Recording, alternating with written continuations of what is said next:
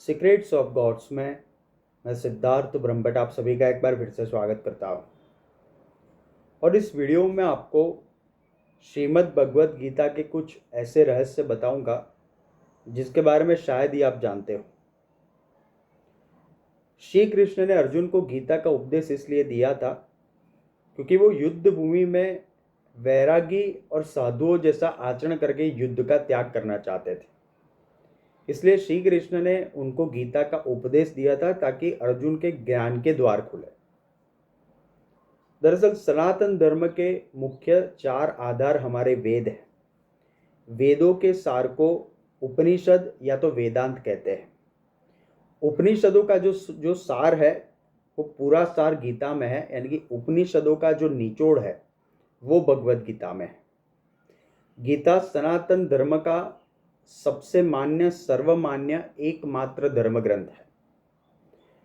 सबसे पहला रहस्य आपको बता रहा हूं कि भगवत गीता का पूरा ज्ञान श्री कृष्ण ने अर्जुन को लगभग 45 मिनट तक दिया था। और इस ज्ञान को देते समय श्री कृष्ण बिल्कुल स्थिर थे और खड़े थे। एक भी बार वो बीच में बैठे नहीं थे, ना तो इधर उधर श्री कृष्ण चलते थे। यानी कि बिल्कुल स्थिर रहकर श्री कृष्ण ने खड़े होकर अर्जुन को गीता का ज्ञान दिया था।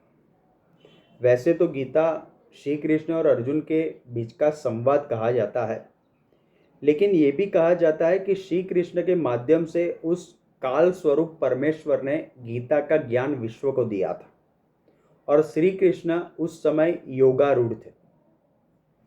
श्री कृष्ण ने सबसे पहले गीता का ज्ञान विवस्वान यानी को सूर्य को दिया था। श्री कृष्ण इसके 4थे अध्याय में कहते हैं कि हे अर्जुन, इसका सबसे पहले ज्ञान मैंने विवस्वान यानी कि सूर्य को दिया था। विवस्वान ने अपने पुत्र मनु को दिया था, मनु ने इक्ष्वाकु को दिया था और इक्ष्वाकु से ये पीढ़ी दर पीढ़ी परंपरा के माध्यम से राज ऋषियों तक पहुंचा था। और बाद में ये ज्ञान धीरे धीरे लुप्त हो गया और फिर से यही ज्ञान आज मैं अर्जुन तुम्हें बता रहा हूं। छांदोग्य उपनिषद में ऐसा उल्लेख है कि देवकी पुत्र श्री कृष्ण घोर अंगिरस के शिष्य थे और घोर अंगिरस से श्री कृष्ण ने ऐसा ज्ञान प्राप्त किया था जिसके बाद कोई भी ज्ञान प्राप्त करना बाकी नहीं रह जाता। कहते हैं कि यही ज्ञान श्री कृष्ण ने अर्जुन को कुरुक्षेत्र की युद्ध भूमि में दिया था, जिसे हम श्रीमद् भगवत गीता के नाम से जानते हैं। गीता ही कहती है कि ईश्वर एक ही है। गीता ही कहती है कि ब्रह्म एक ही है। गीता को आप जितनी भी बार पढ़ोगे, हर बार गीता आपको नई ही लगेगी। गीता के हर श्लोक पे एक एक ग्रंथ भी लिखा जा सकता है, इतनी गीता रहस्यमयी है। गीता को आप जितना भी पढ़ोगे, हर बार आपके सामने ज्ञान के रहस्य नए नए खुलते जाएंगे और हर बार गीता आपको नई ही लगेगी।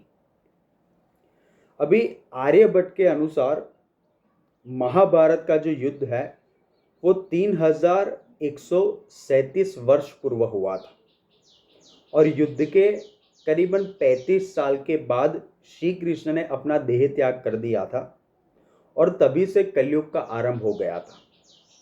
जब श्री कृष्ण ने अपना देह छोड़ा तब उनकी उम्र तकरीबन 119 साल थी। ऐसा आर्यभट्ट की गणना के अनुसार मैं बता रहा हूँ। श्री कृष्ण की मृत्यु हुई तब उनकी आयु जो आर्यभट्ट ने बताई है तो तकरीबन 119 साल की बताई गई है। आर्यभट्ट की ही गणना के अनुसार गीता का ज्ञान श्री कृष्ण ने अर्जुन को तकरीबन 5154 ईसा वर्ष पूर्व दिया था। जब ये ज्ञान उन्होंने दिया अर्जुन को कुरुक्षेत्र की भूमि में, तब एकादशी का दिन था जो वैष्णवों के लिए एक महत्वपूर्ण स्थान रखती है। संभवतः उस दिन रविवार भी था और तकरीबन जैसा मैंने आपको बताया 45 मिनट तक श्री कृष्ण ने अर्जुन को गीता का ये सार बताया था। अभी जो पूरी भगवत गीता है उसमें श्री कृष्ण ने 574 श्लोक कहे हैं, अर्जुन ने 85 श्लोक कहे हैं, संजय ने 40 और धृतराष्ट्र ने 1 श्लोक कहा है।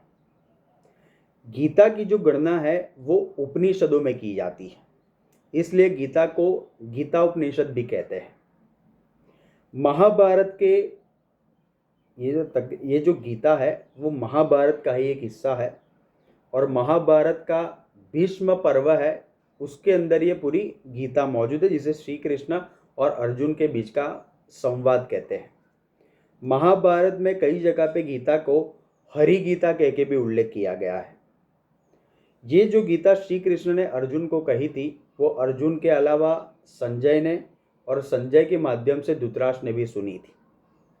गीता को महाभारत से अलग करके एक स्वतंत्र ग्रंथ के रूप में कब इसको लाया गया, इसका कोई प्रमाण अभी तक मिला नहीं।